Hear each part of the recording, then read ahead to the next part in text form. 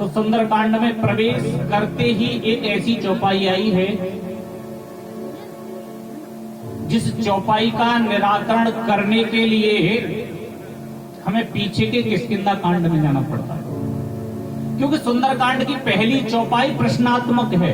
उसमें पहले ही प्रश्न कर दिया गया है। पहली चौपाई क्या है? जामवंत के वचन सुहाए, सुने हनुमंत हृदय अति भाई। प्रश्नवाचक। अब कौन से वचन, कैसे वचन, किसने कहे, हनुमान जी को क्यों भागे, तो ये प्रश्नात्मक है।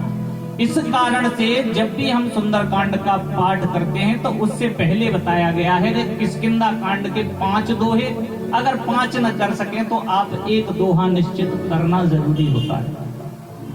क्यों? क्योंकि ये प्रश्नात्मक है और इस प्रश्न को समझने के लिए हमें पीछे किष्किंधा कांड में जाना पड़ेगा। जब तो हमारी समझ में आएगा कि हनुमान जी को वो किसके वचन, कौन से वचन हृदय को भागे। तो उसके लिए हमें पीछे जाना पड़ेगा किष्किंधा कांड में।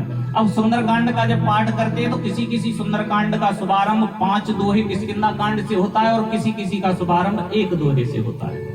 अक्सर ज्यादातर समय की बचत के कारण 1 ही दोहा करने लगे, पहले 5 आते थे सुंदरकांड में। तो आप पहले निराकरण कीजिए, आपके सुंदरकांड में 1 दोहा दिया है पीछे किष्किंधा कांड का, या 5 दिए, या सीधा सुंदरकांड ही दे दिया? पहले किष्किंधा कांड दिया होगा, 1 दिया है। तो पहले हम 1 में ही प्रवेश करेंगे, क्योंकि ये सुंदरकांड एक ऐसी महिमा है महाराज, इसको गाना तो बहुत सरल है और इसको पढ़ना बहुत सरल है। समय लगा करके 35 मिनट तो हमें लगते हैं हनुमान जी की कृपा से इसका पाठ करने में, बाकी आपको 1 घंटा कम से कम लगता होगा।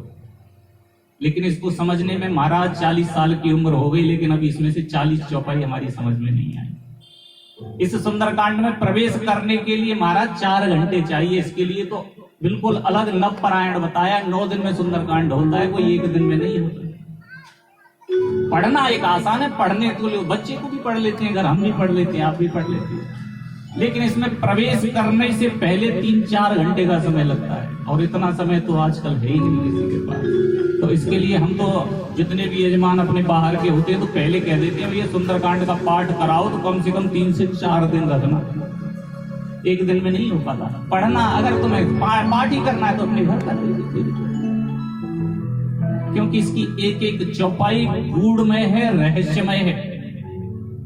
आप इसको रामचरितमानस को उठा करके देखिए, उसमें आप उसके साथ उसका अर्थ पढ़ते चलिए, लेकिन तुम्हारी बुद्धि में मात्र 10% आएगा, इसके अलावा आएगा ही नहीं। क्योंकि इतनी गूढ़मयी भाषा में लिखी गई है रामचरितमानस की, तुलसीदास जी खुद ऐसी गूढ़ प्रश्न कर गए हैं, केवल संकेत दे गए हैं, उसको समझना बड़ा कठिन। तो कोशिश करते सबसे पहले हम बात करेंगे